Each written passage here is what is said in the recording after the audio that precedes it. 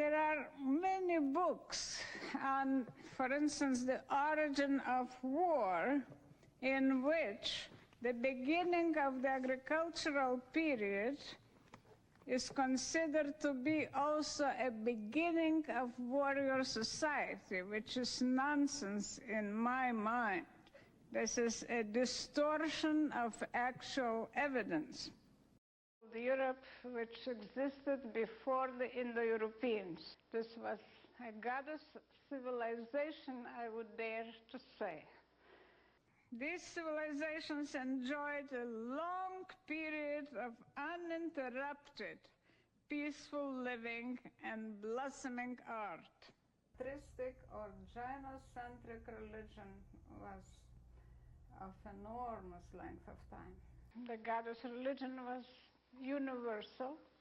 In all parts of the world, we find the goddess before the patriarchal stage. We can speak much more about the goddess from about 30,000 years ago, and then even much more from the beginning of the agriculture. Then we have temples, we have images, we have symbols, we have pottery decorated with symbols. Pottery is woman's, textile also woman's, then household is woman's, and the supervising of everything was in woman's hands. This is what can we reconstruct from the Neolithic finds. The art is very much related to religion, to their very, very deep beliefs, communally sanctioned beliefs. And the art is abstract, it's not a naturalistic art. So that is also one of the major problems why the Paleolithic and Neolithic, which means agricultural period, goddesses are not yet understood.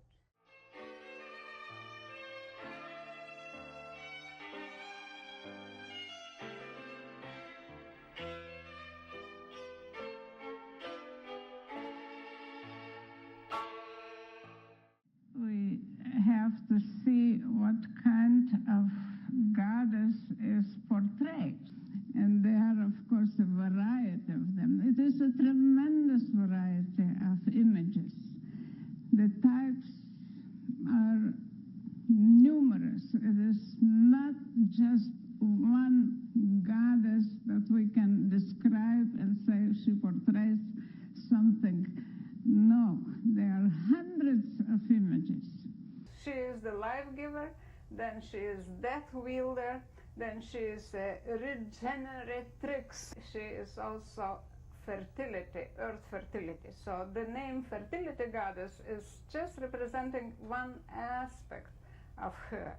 And this is sort of a cosmic goddess who is taking care of all life, and she is balancing the life power. The belief that Mother Earth is a lawgiver.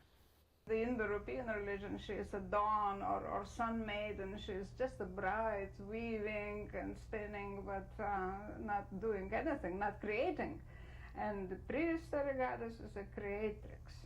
There are temples, there are temple models, there are all sorts of cult objects found in temples. And the bird goddess, also the snake goddess, were temple goddesses, and I therefore interpret them as protectresses of the house, because earliest temples of Europe as also of Anatolia were house-like.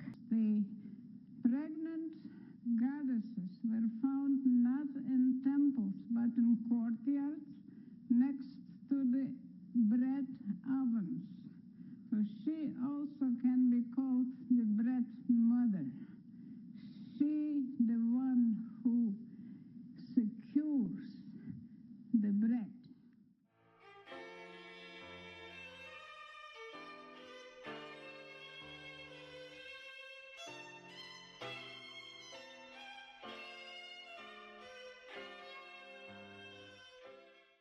It's clear that celebration of life was the dominant feature of this ideology.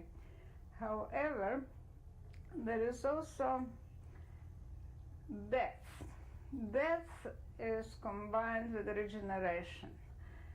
There are many images which symbolize death.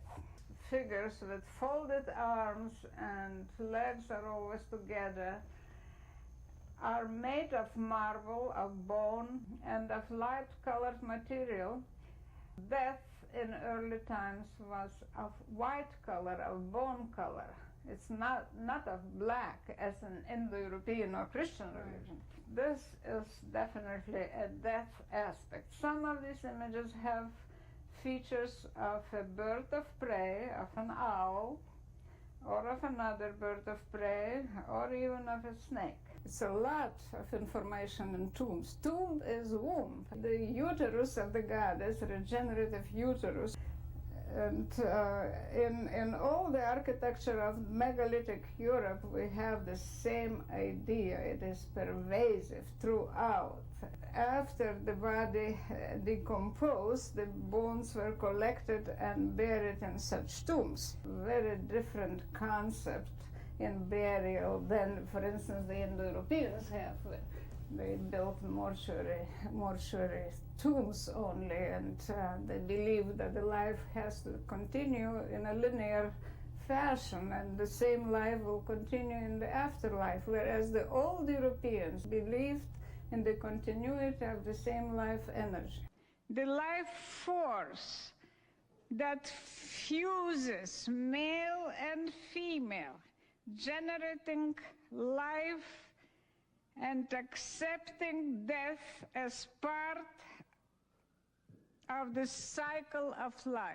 If the human body is reduced to a bone, then from the bone life comes again, and also the soul is perceived as continuous. There was a deep, profound interest in mortality, and it was understood as periodicity, reflecting the periodicity of nature, of years, seasons, of also moon cycles, of the body of the females who also are periodically changing. So that probably led to the understanding of death as just a short period, and then it had to be followed by regeneration.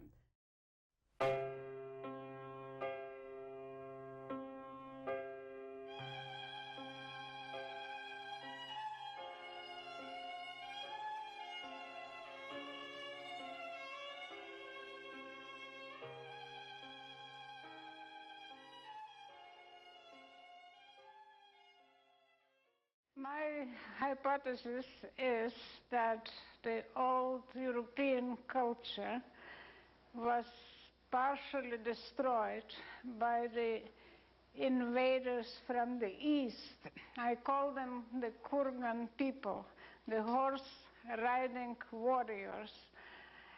They started in the Volga region of South Russia.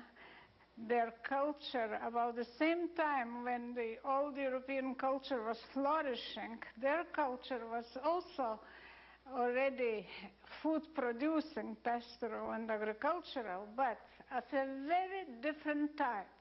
They were very mobile because of the horse, and they came to the borders of old Europe. And here they saw this beautiful culture, and culture is a peaceful culture. We have no weapons except for hunting. We do not have weapons until the appearance of the warriors. Two very different ideologies, very different religions, very different social structures. And that collision is reflected everywhere, in mythology and in language. The old European culture cannot be Indo-European.